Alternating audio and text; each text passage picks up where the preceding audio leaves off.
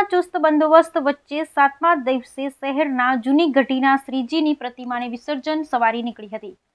વડોદરા શહેરમાં ચાલી રહેલા શ્રીજી મહોત્સવને લઈ લોકોમાં અનેરો ઉત્સાહ જોવા મળી રહ્યો છે। બીજી તરફ વડોદરા શહેરમાં કાયદો અને વ્યવસ્થા જળવાઈ રહે તે માટે પણ પોલીસ વિભાગ સજ્જ બન્યું છે।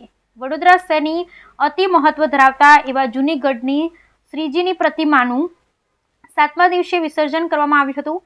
તે પૂર્વે જૂની ગઢી ખાતે વિવિધ મહાનુભાવો દ્વારા શ્રીજીની પ્રતિમાની મહાઆરતી કરવામાં આવી। આ સમયે ટાળે સમગ્ર રૂટ પર પોલીસનો ચુસ્ત બંદોબસ્ત ખડકી દેવામાં આવ્યો હતો। શાંતિપૂર્ણ માહોલ વચ્ચે કાયદો અને વ્યવસ્થા જળવાઈ રહે તે માટે પોલીસના ઘેરાવામાં શ્રીજીની વિસર્જન યાત્રા નીકળી હતી અને શ્રદ્ધા બે કૃત્રિમ તળાવમાં શ્રીજીનું પ્રતિમાનું વિસર્જન કરવામાં આવ્યું હતું।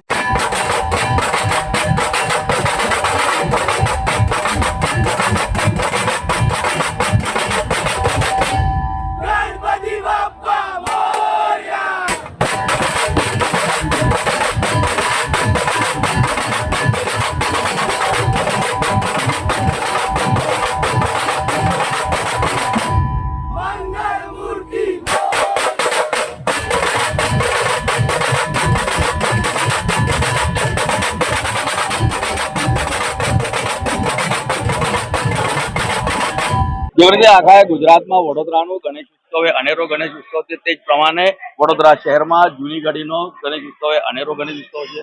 વર્ષોથી જૂની ગઢી વિસ્તારના તમામ યુવાનો એકત્ર થઈને ખૂબ સરસ રીતે આનું આખું આયોજન જ્યારે કરતા હોય છે અને આજે 7મા દિવસે જ્યારે શ્રીજીની વિસર્જન યાત્રા નીકળી છે ત્યારે આપ જોઈ રહ્યા છે કે વડોદરા શહેરમાંથી જ નહીં પણ અલગ અલગ જગ્યાઓ પરથી પણ અહીંયા ભક્તો આવ્યા છે અને ગણેશજીને પ્રાર્થના કરીને આમના વિસર્જન આપીને આવી વિસર્જનની યાત્રાની શરૂઆત થઈ રહી છે। ત્યારે આપણા માધ્યમથી તમામ નગરજનોને ખૂબ ખૂબ શુભકામના પાઠવું છું અને ભગવાન ગણેશજી પાસે આપણે પ્રાર્થના કરીએ કે વડોદરા શહેરનું જનજીવન ફરીથી આવી રહ્યું